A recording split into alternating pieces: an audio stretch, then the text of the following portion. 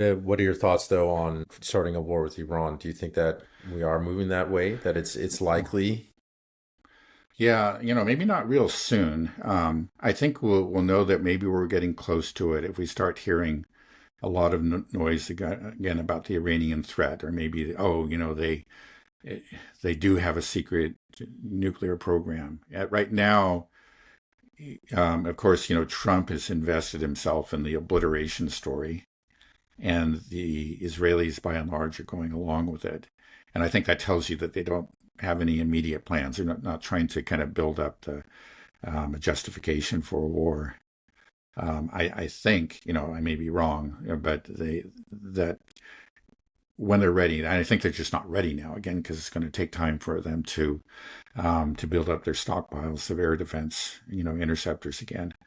But when they get there, I think it's going to be at least a few more months. It could be longer than that.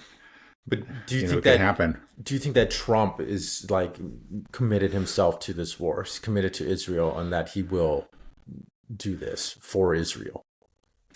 Well, unfortunately, he's shown a great willingness to do all kinds of things for Israel. And the Israelis, they just have so many of their people, spokesmen for them, who just essentially just pass on their intelligence, which is essentially, whether it's fabricated or not. And I think it often is directly to Trump. And so they have ways of even if Trump is initially reluctant to do anything, they've proven that they can get him to act, and that he's willing to. So, again, we have. I guess this is just looking at it a purely military sense. The Israelis need to build up their defenses, but at the same time, the Iranians are not staying still. I don't know exactly what they're doing. Apparently there have been a lot of intensive talks between Russia and Iran. I don't know about between Iran and China. I'm not sure, but I'm sure they're not staying still. And there was a report that came out of Russia, according to Alexander Mercouris, that the Russians were already training Iranians on their S-400 system, and I think more advanced S-300 systems. Now that's going to take some time, apparently at least a year for the S-400. But maybe the Israelis need a year, so this is something that the Israelis are looking at. It's just that they have to build up their own defenses, but they don't want to wait so long that the Iranians have strengthened their position, even more. So these calculations are going on. We can only guess as to, what the actual balance of forces is right now. I don't think it's, the Israelis are ready for war now, but maybe in a few months, maybe in a year. I don't know. Yeah, I feel like we are going to be in this war. I don't think Right. there's a way that Trump is going to extricate himself. I mean, first you just talk Yeah. about it, just his willingness to kind of bend to the will of Netanyahu and Israel. He's Right. a Zionist. His son-in-law is Kushner, is Jewish, very big Zionist. He's being fed Mossad intelligence directly and seems to believe it. I mean, and then there's the possibility, even if they don't have, if that's not working, potentially, we have the Epstein stuff. He might be blackmailed, might be compromised. But then I think something that I think he's done in his mind that scares me the most is the God complex thing. I don't know if you saw this clip from Max Blumenthal on X. It was Mike Huckabee with a couple of rabbis in Israel. And it's crazy. Mike Huckabee's talking to them about anti-Semitism, and he says, "Oh, my theory on anti-Semitism is that people are only anti-Semitic because they're against God." And the rabbi's like, "Oh, yes, because we're the chosen people." And it's like, that's right, because you are the chosen people. Someone is angry at God, he'll be angry at the people who represent him. It was just such a pathetic thing. It was Yeah. just him.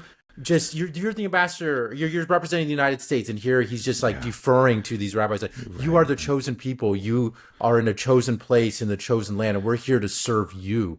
Like, that's Yeah. basically what it is. And Yeah. and I think he's feeding this as well to Donald Trump. And Donald Trump in his Yeah. mind is like, yes, this is something that I need to do to get into heaven. He's talked about trying to get into heaven. Yeah. He Oh, really? retweeted Okay. Mike Huckabee It's a letter to him earlier, a message to him earlier saying that, Right, I you're remember that. Yeah, destined to do great things. So it's just like, I feel like this is something that he feels like is a holy war, because he's got these people that are in place that are feeding that. And it's just, when I see our ambassador in Israel behaving this way and saying that yeah, you are the chosen people and people are only right, anti-Semitic because they're against God, it's like, right, oh my goodness, what is this? And we talk about we got to fight Islamic extremism, these fundamental religious right. fanatics. Like, look at Mike Huckabee, look at Ted Cruz. These people. The Bible Hmm. says you have to support this genocide. Or Lindsey Graham, Right, if you pull the plug yeah, on Israel, God's going to pull the plug on you. What is right. that? What is that? You Yeah, didn't. yeah. Well, that's Christian Zionism is what it is.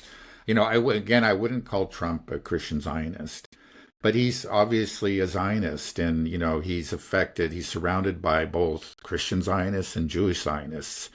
Some of them secular, some of them religious, but it's in the end, it doesn't necessarily really matter, what the flavor is, but it's Zionism, and maybe you don't use the language of God if you're a secular Zionist, but it comes to the same thing. It's like the Jews are a very special people, and you can only justify what's going on if you have some kind of belief in the kind of the superiority of the greater value of Jewish lives over other lies, right? There's no other way to justify it. So whether you're coming from a secular or religious perspective, it doesn't really matter. It's the same thing. It's an evil supremacist ideology, but it's very real. It's very powerful, and it's all around Donald Trump. You're right, and he clearly is absorbing it. And so, I was thinking, looking at the cold military calculations, the other possibility, of course, though, is that even though it doesn't make sense for the Israelis to launch an attack on Iran, maybe they haven't built up the stockpile sufficiently.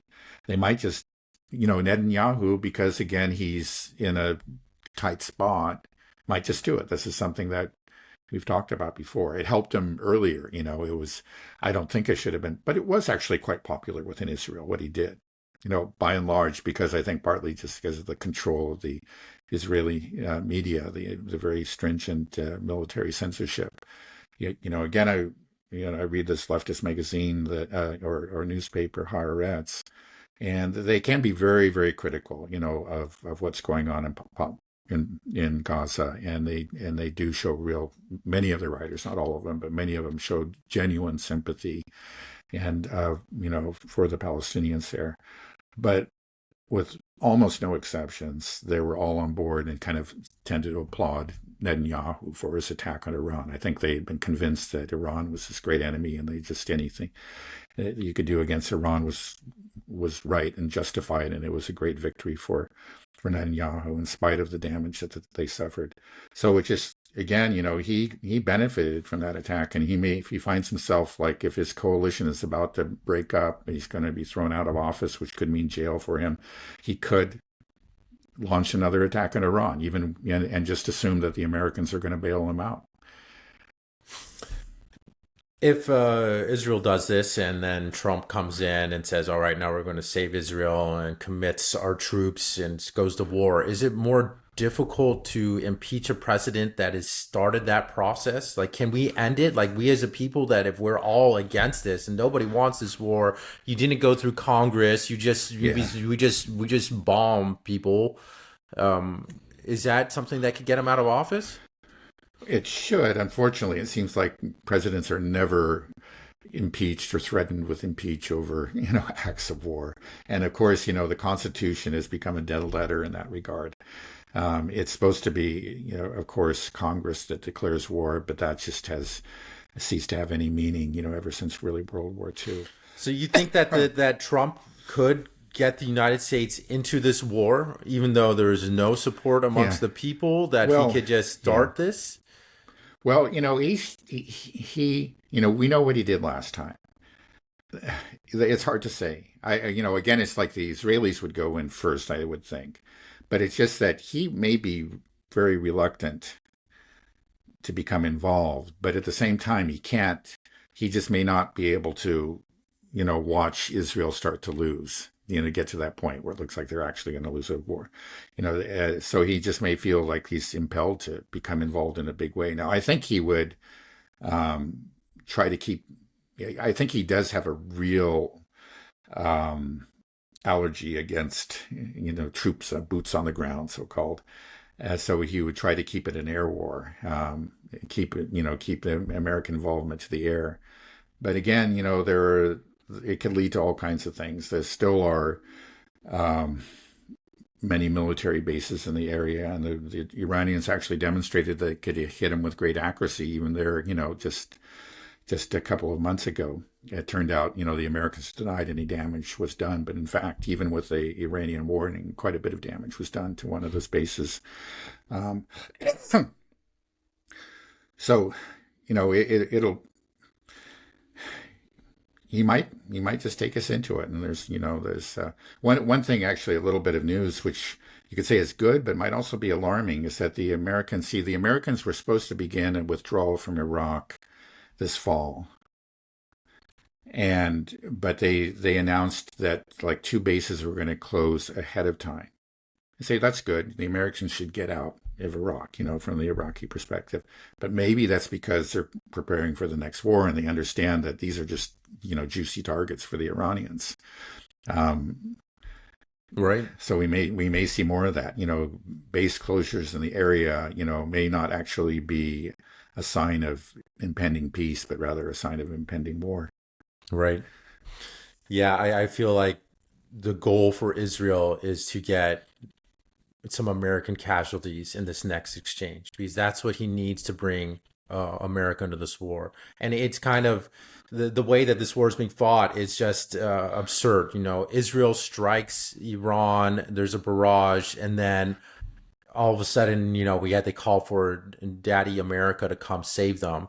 And then basically the rule for the Iranians is like, okay, well, now we have to let these guys come and hit us, and we can't hit them back because that's the rule. Right. Bring in your big friend, give them a punch, and we just have to sit there and take it for a little bit. It's just kind of silly. And so, because they know if they shoot down one of these planes, it's going to try to be used as an impetus to start an all-out war. We see how powerful the propaganda guns are going just to support Israel, what it's doing now. Imagine once they feel this, they can grab on something to bring the United States in. So yeah, I'm just worried there might be a false flag, or the Iranians have a right to defend their airspace if the U.S. does come in and start bombing. I don't know. It's just such a mess. It's just so crazy that that we're doing all this for Israel, for a country that's engaged in a genocide, that we might even. It just makes me sick. They're just the idea that our ally is just so absurd. These guys are just destroying America, destroying our name, destroying our reputation. It's breaking through, though. Joe Rogan had Dave Smith on just the other day, and Dave did a great job of laying out both of these conflicts and just how absurd this relationship between Israel and the United States is, and how everybody's noticing. So it's game over. But one thing that Dave mentioned, and something that we've talked about before, is that they are aware that they have lost the younger generation. So in their mind, they're like, okay, we got a certain amount of time to get this done. We only have 10 years while we still have the support. Donald Trump is in our camp. We may not have a shot again. So we got to go all in, start this giant war. Yeah. Yeah. We're not out of the woods by a long shot. Again, I fully expect there's going to be more conflict between Iran and Israel. It could be a lot more significant in the second phase, the next phase.